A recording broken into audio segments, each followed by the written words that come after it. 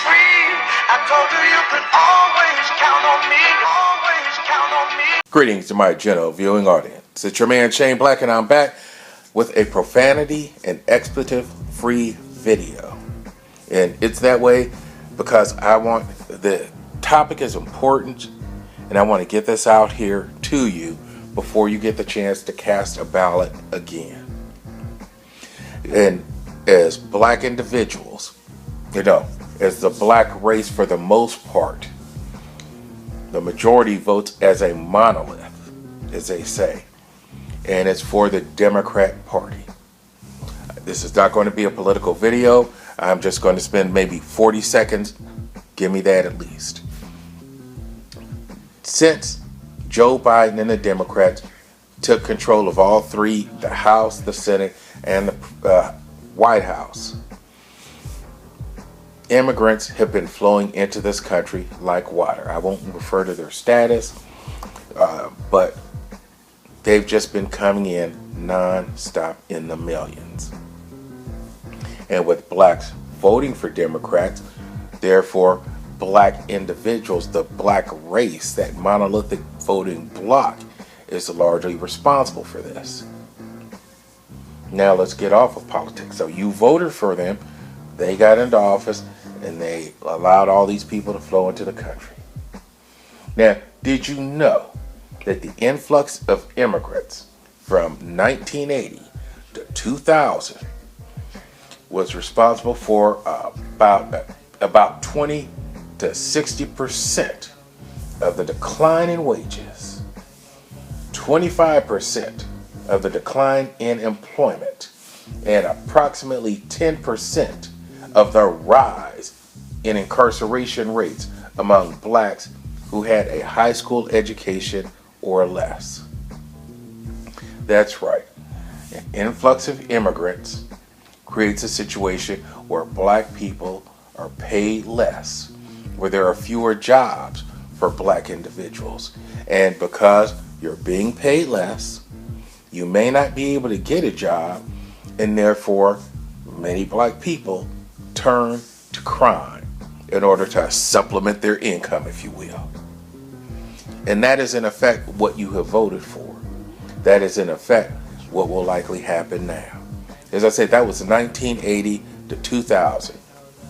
You didn't have more than 2 million immigrants coming into the country over a 2-year, because I'm not counting the gotaways, but 2.5+ million immigrants coming into the country over a 2-year period of time.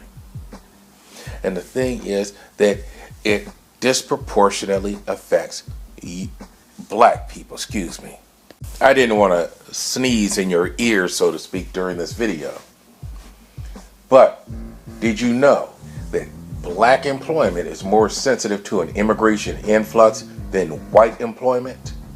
You see, with white men, so we just focus with the man, an immigration boost of 10%, and we're far beyond 10%, but an immigration boost of 10% caused the employment rate for white men to drop by just 0.7%.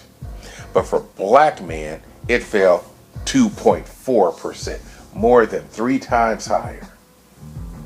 And a lot of that is, as I stated, black men with limited education, and therefore with the limited education, you're basically at the level of immigrants that are coming into this country. As the data shows, the majority of the adults coming into this country over that southern border, they are functionally illiterate. And you take black individuals who have not graduated high school, or who got a passing grade but did not earn their high school diploma, intellectually they would be at that same level. However, the black individual would be looking for more money than the immigrant that just came over from a country where making $1,500 a year makes you rich. Let's talk about incarceration then, shall we? With incarceration, white man with a 10% rise in immigration, and like I said, we're far beyond that. It caused a 0.1% increase in their incarceration rate. But for black men, it was 1, all right, but not 0.1. For black men, it was a 1% increase, 10 times as much. And so that's why I'm asking you to just think about it before you put a ballot in the ballot box. Yes, you got Raphael Warnock, you got Herschel Walker going head to head down in Georgia. People have cast early ballots. If you haven't cast an early ballot, and I'm not even telling you who to vote for. I'm just asking you to think about what I've just said to you.